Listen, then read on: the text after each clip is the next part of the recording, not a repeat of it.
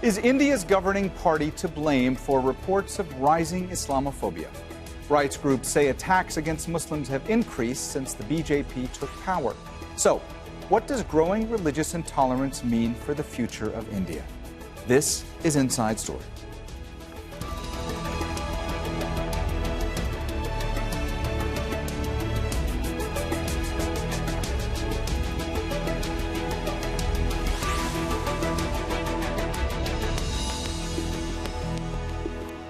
Hello and welcome to the program. I'm Mohammed Jamjoom. Left homeless for protesting against hate speech in India. That's what dozens of people whose houses have been demolished say is happening to them. Most are Muslims. The state government of Uttar Pradesh maintains the houses were built illegally. But the demolitions took place as emotions were running high across India. In the past week, people rallied in several cities protesting against offensive comments that two members of the governing BJP made about the Prophet Mohammed. Fatima reports from Saharanpur in northern India. Muhammad Ali cries in pain. He says his arm is broken as he pleads for mercy. He was recently arrested for allegedly taking part in a protest. His mother says the accusations are false and authorities are threatening to demolish her family's home. My sister-in-law visited him. She said his hands were swollen. He told her the swelling was even worse a few days ago. He begged her to get him out. He was crying like a child. Hundreds of thousands of people across India recently protested against Nupur Sharma. She was suspended from the governing BJP for making Islamophobic remarks. Now the BJP-run government of Uttar Pradesh state is cracking down on dissenters. Authorities have demolished at least 4 homes belonging to Muslims. They say the houses were built illegally. Part of the top floor of Bashid's home in Saharanpur town has been destroyed. His mother says authorities threatened the family as they arrested him. We were terrified. I locked the door, but they demanded we open it. I went to the terrace and asked them why. They had already arrested my son. I asked if they wanted to kill me. That's when they switched on the bulldozer. At least 300 people have been arrested nationwide. Others have been booked for hate speech. Many of them are Hindus. Local authorities say they've received names of dozens of protesters and will begin examining their homes for irregularities. That's sparking fear in this town that more demolitions could be carried out. Courts have recently condemned similar demolitions, but authorities say these are part of a larger anti-encroachment drive in the state. It is going on, and people who had certain illegalities in their houses or in their official premises. The list is already, the development authorities, the civic authorities keep on taking action against them. It is done as a routine measure, and it has been done against one of the main accused, one of the main instigators of the violence. Many people are protesting against these demolitions. They say the government is trying to intimidate dissenters and is singling out Muslims. Muhammad Ali's mother is trying to free him. She says she has faith the law will side with her family. Pavni Mittal, Al Jazeera, Saharanpur in northern India. Monitoring groups say there's been an increase in attacks on Muslims since Hindu nationalist Narendra Modi became Prime Minister in 2014. India-administered Kashmir, the only Muslim-majority state, had its constitutional autonomy revoked in 2019. Rights organizations have documented mass graves, torture, and extrajudicial killings carried out by the Indian armed forces. In 2020, dozens of people were killed in protests against a new citizenship law that fast-tracks nationality for some minorities but excludes Muslims. Laws against slaughtering cattle, anti-conversion legislation, and bans on headscarves have legitimized discrimination against religious minorities, especially Muslims. Prime Minister Modi has been criticized for his silence on hate speech, which often comes from within his own party.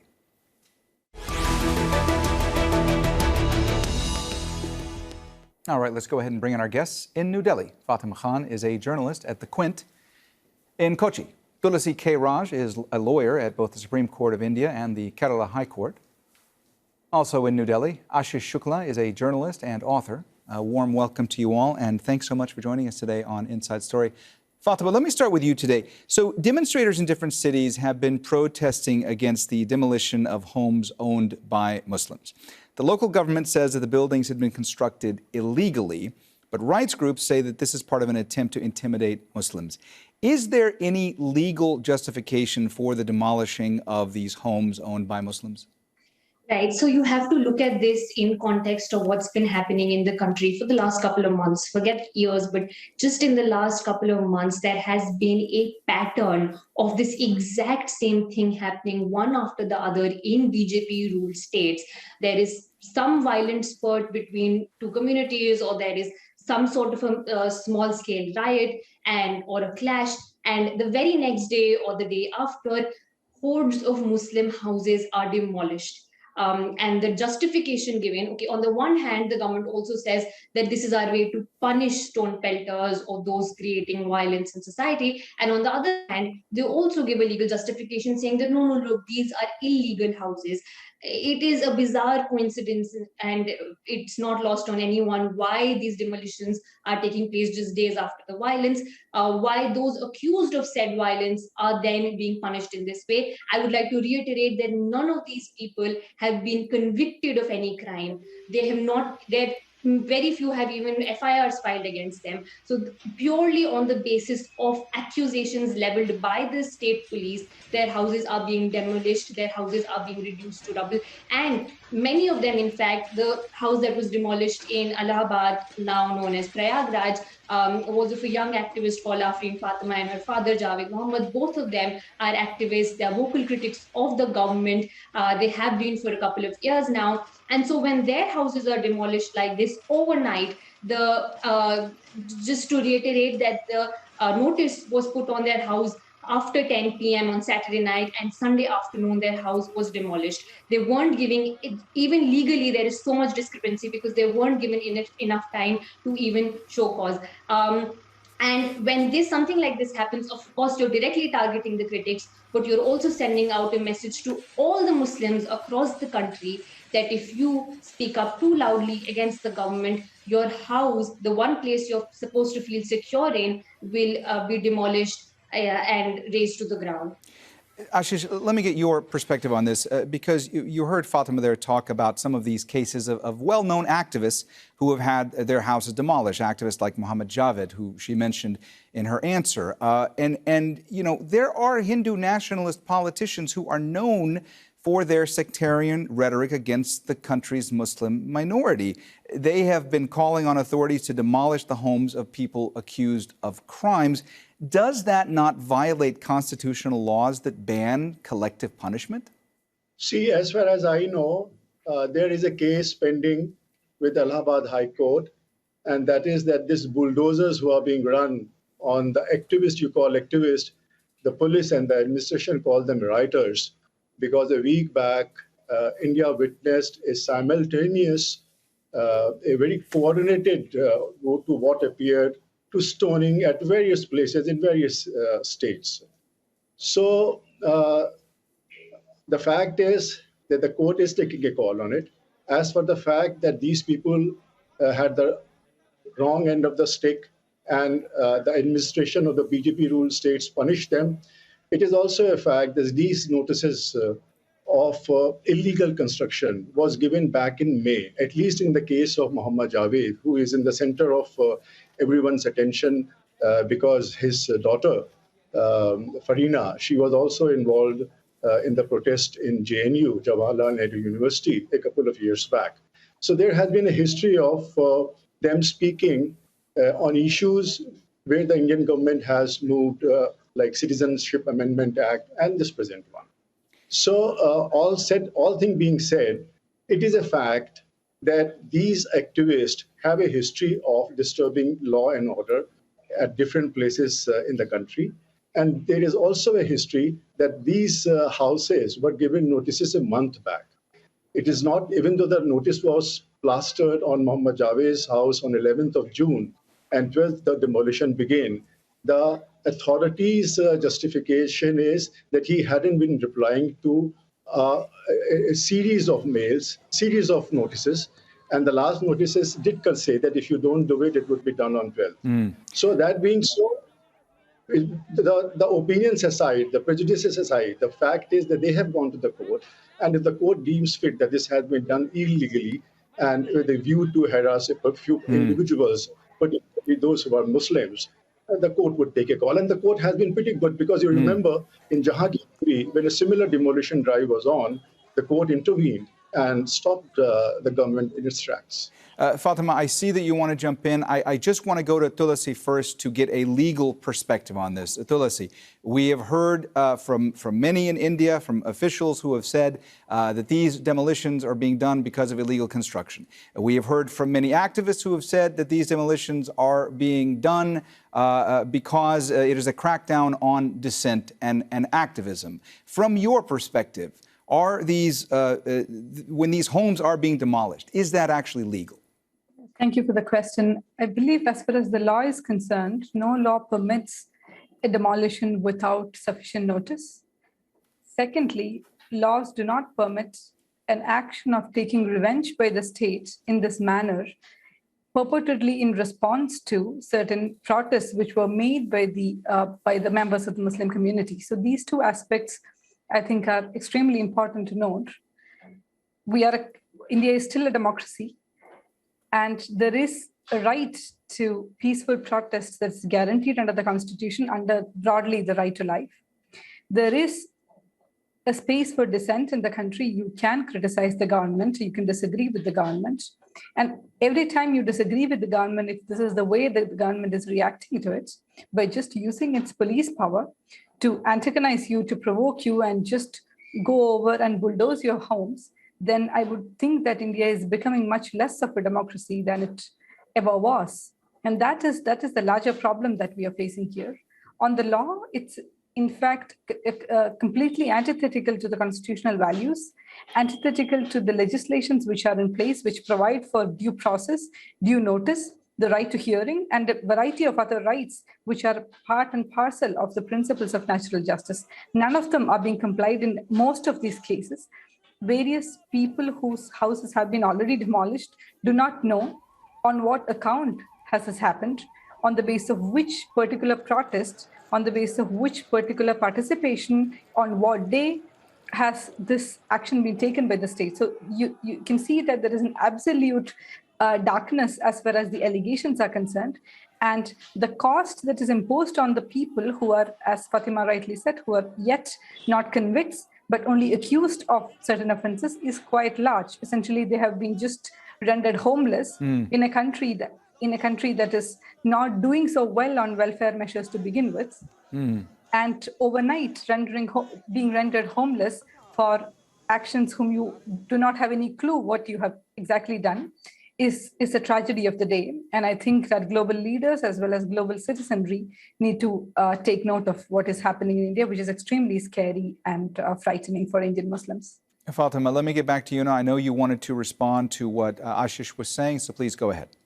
Yes, a couple of things very quickly. One, I've interviewed Afreen's younger sister. She's 19 years old. She's been living in that home all her life. The house was built 20 years ago. It was a gift from her maternal grandfather to her mother. And she tells me that for the last 20 years, the family has very dedicatedly, regularly been paying all its taxes, house tax, water tax, all its bills in the mother's name. So one, it's the father who's been accused of the crime. It's the mother who owns the house. So that is your discrepancy number one. If it is the mother who owns the house, why is she being punished? The father has absolutely no ownership rights with the house. First. Secondly, if it is, for the sake of argument, if it is in fact an illegal house, why has the administration been accepting all the house taxes, all the bills for 20 straight years? Why was this illegality never considered until months before, until in all these 20 years? Third, again, for the sake of argument, let's say it is an illegal house and let's say they did get a notice well in advance. So then you're saying that this house has been demolished because it is illegal. But the speaker on your panel also said that these people are known for disrupting. The police, while demolishing, gave bites to the media saying that, oh, these people, they played an key role in the riot. So which one is it? Is it that their house is demolished because it is illegal, or is it because they're rioters? Because the minute you bring in that angle, because the minute you start saying that, oh, no, you know what, these people play the key role in the violence and hence we are doing this, you're effectively saying that this is revenge being meted out by the state against its citizens. This is straight out of Israel's playbook, I'd like to reiterate. In fact, even Israel, when it goes ahead and demolishes houses, it does it in occupied territory. It doesn't do this demolition of houses against its own citizens of Palestinian ethnicity. So this is even worse. This is the state being vengeful against its own supposed citizens who have now been reduced to second-class citizens. Ashish, I saw you raising your hand there. You wanted to jump in. Go ahead. Yeah, I don't want to jump in. I just want to make a few clarifications. I mean, that why we are equating the charges against Mohammed Javed with the illegal construction which was being demolished. Now, first of all, the house hasn't been demolished. The front of the house, a part of it has been demolished. Two, they could be two completely separate issues. They could be two completely separate issues. There is an issue of illegal construction which is being pursued for over a month, and there is an activity which happened a few days back for which Mohammed Javed was said to be the mastermind. Now, she says, I respect her opinion, and she must have read it somewhere, where she says that the police actually said that, oh, these people were behind it, and that's why it's being done. The police had no role to play in it. Police only went as a protection to the authorities, the local authorities, the Prayagraj Development Authority, PDA, whose job is to see that encroachments and illegal constructions are destroyed. Now, we can jump, we can link, we can kind of connect the dots and say that this has happened because these people were held responsible for a terrible riots, stone throwing and violence which happened in Prayagraj, where a number of policemen were injured, seriously injured. And so I mean that these are two separate issues. But in case we want to say, let the court decide whether it was done with their prejudice or they were two separate issues which, as luck would have it, happened alongside. Thulasi, this week there was a letter that was sent to the Chief Justice of India's Supreme Court. There are 6 prominent former judges and there are 6 senior lawyers who are saying that the government in Uttar Pradesh state had acted illegally by demolishing the house of a Muslim activist following the protests. I want to ask you first, how significant is it that this letter is being sent? And I also want to ask you, in your opinion, could the judiciary in India have done more to stop these evictions, to stop the demolishing of these homes? Has the judiciary been passive when it comes to allowing anti-Muslim policies to keep going on? It's a very important question, and I think we should first look at the context in which judicial activism operates in India. So it is important to note that courts in India, in particular the Supreme Court, is an extremely interventionist and an activist court. It is not a deferential court. It does not defer decisions to the executive as much as the courts do in the UK or in Germany or various European countries.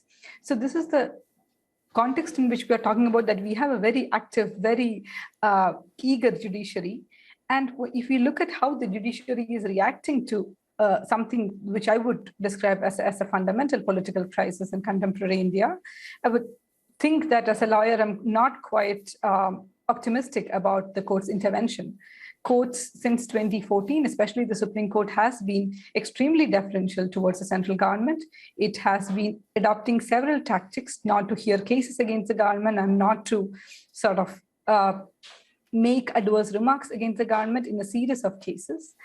And there have been instances where there have been substantial rights violations, and the government was supposedly the culprit, and the courts refused to have a clear look at it. So this is the context in which we are talking about since 2014, in which we should assess whether we should, we should keep some optimism, we should keep some hope in favor of the courts. And I would think no, considering a series of judgments which have come from the court in the past years. If you look at various judgments, we will see that the court has been quite active in declaring aspects about civil liberty. For example, we have the judgment which said that adultery is no longer a criminal offense. We have the judgment in Navtej which said that the penal provision which prohibited unnatural sex, as it's called, is unconstitutional.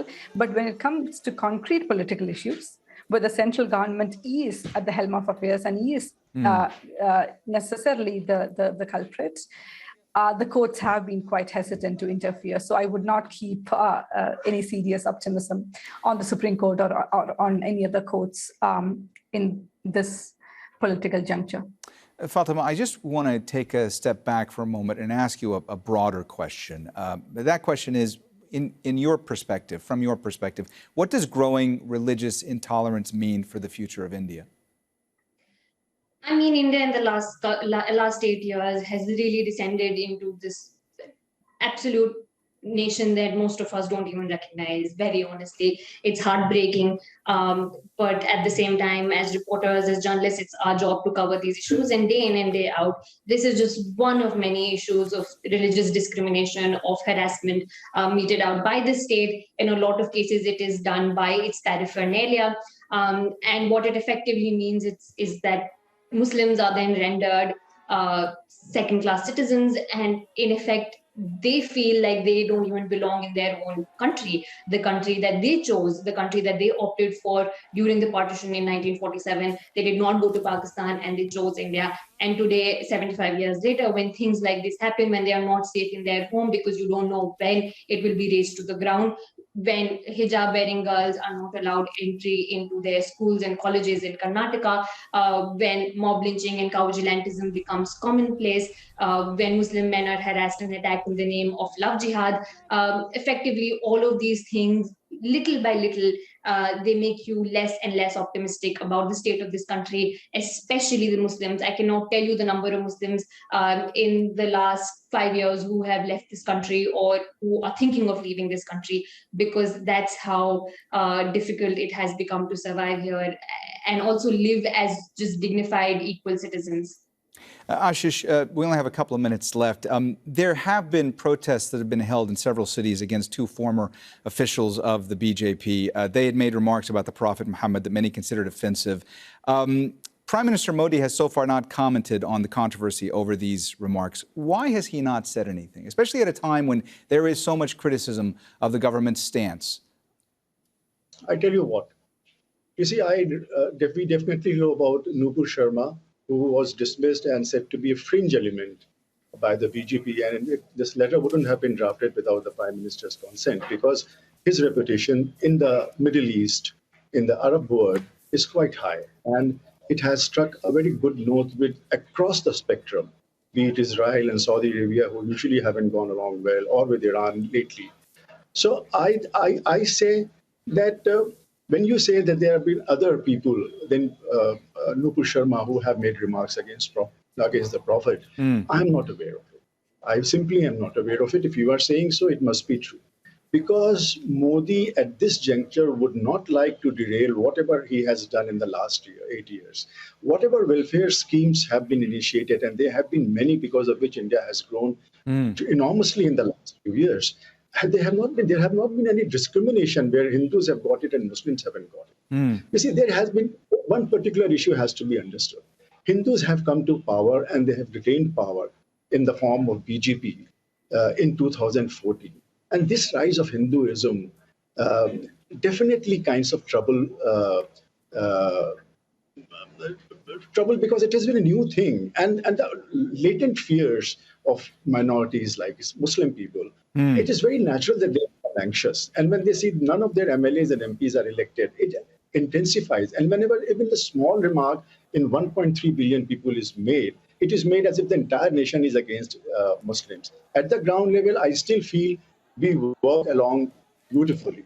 And whenever there is an attempt to say that India is bursting in flames, I think it is little over the mark, because there are a lot could also be said about the targeted killings in Kashmir, about these riots. When you say protest, you see the kind of stones which were coordinated. It came on a particular day, at a particular hour, outside the masjid. People came with tons of stones and start throwing and hurting people and cars and policemen and all that. So that also is a concern for the neutral citizen, because he knows that the Prophet's remark was made by a BJP functionary Ashish, who was dismissed Ashish, and has been initiated. I'm sorry to interrupt you, but we have run out of time, so we're going to have to leave the conversation there. Thanks so much to all of our guests, Fatima Khan, Thulasi Raj, and Ashish Shukla. And thank you, too, for watching. You can see the program again anytime by visiting our website, aljazeera.com. And for further discussion, go to our Facebook page. That's facebook.com/AJ Inside Story.